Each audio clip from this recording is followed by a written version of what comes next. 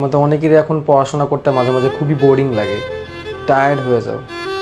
তো যখন এরকম মনে হবে তখন তোমার বাসা থেকে বের হয়ে একটু রাস্তার দিকে চলে যাও। প্রত্যেকেরই বাসার আশেপাশে কোনো না কোনো বিল্ডিংয়ে বা বড় বড় বিল্ডিংয়ে কনস্ট্রাকশনের কাজ চলে। তো আমার বাসা থেকে বের হলে এরকম কনস্ট্রাকশনের কাজ চলছে, এরকম বেশ কিছু বিল্ডিং দেখা যায়, তুমিও চেলে খুঁজে পাবা। সেই কনস্ট্রাকশনের কাজ চলছে সেই বিল্ডিংয়ে, সেখানে মানুষগুলোর দিকে খেয়াল করবা, সে দিনমজুরদের দিকে খেয়াল করবা যারা রেগুলার কাজ করতেছে, কত কষ্টের মধ্যে কাজ করতেছে, লাইফের রিস্ক নিয়ে ঝুলে ঝুলে একটা বিল্ডিংয়ের উপরে উঠে উঠে সেখানে কাজ করতেছে। কেউ কেউ আবার সেই কাজ করা বিল্ডিংয়ের নিচে বসে বসে পাথর ভাঙতেছে, ইট ভাঙতেছে, মাথার উপর বস্তা, কয়েক কেজির বস্তা কাঁধে নিয়ে মাথায় নিয়ে তারা যাচ্ছে কাজ করতে, এবং সারাদিনে এভাবে কাজ করে জাস্ট 300 থেকে 400 টাকা মজুরি পাচ্ছে। এই কাজের ফাঁকেই দুপুরবেলা এই গরমের মধ্যে, এই কয়েকদিন আগে যে কষ্ট গরম, যেখানে কিনা আমরা ঘরের মধ্যে ফ্যানের বাতাসে এসির মধ্যে টিকতে পারছিলাম না, সেই গরমের মধ্যে তারা মাথার মধ্যে বোঝা নিয়ে কাজ করেছে।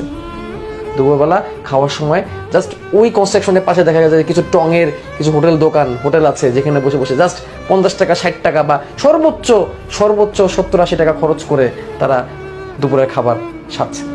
ডেইলি এই গরমের মধ্যে ডেইলি তারা 6 থেকে 7 ঘন্টা না, 10 থেকে 12 ঘন্টা 14 ঘন্টা কাজ করতেছে। আর আমরা বাসায় বসে মাত্র 6 থেকে 7 ঘন্টা পড়বো, সেটাই আমাদের কষ্ট হয়ে যায়।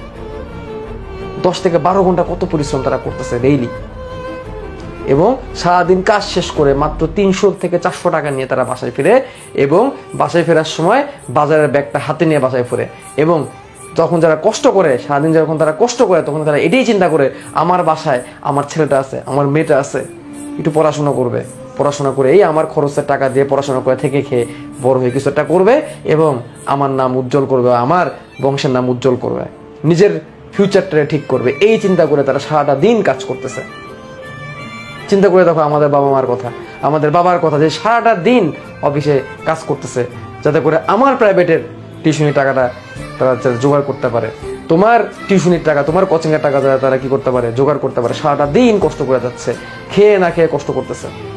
আমরা কি করতেছি? তাদের এই 10 ঘন্টা 12 ঘন্টা 14 ঘন্টা কষ্টের সামনে আমরা মাত্র 6 থেকে 7টা ঘন্টা পড়াশোনা করতে পারবো না। এই একটা জিনিস চিন্তা করবা, দেখবা তারপর তোমার আর সে বাইরে দাঁড়িয়ে থাকতে আর মন যাচ্ছে না, তুমি আবার পড়ার টেবিলে চলে আসবে।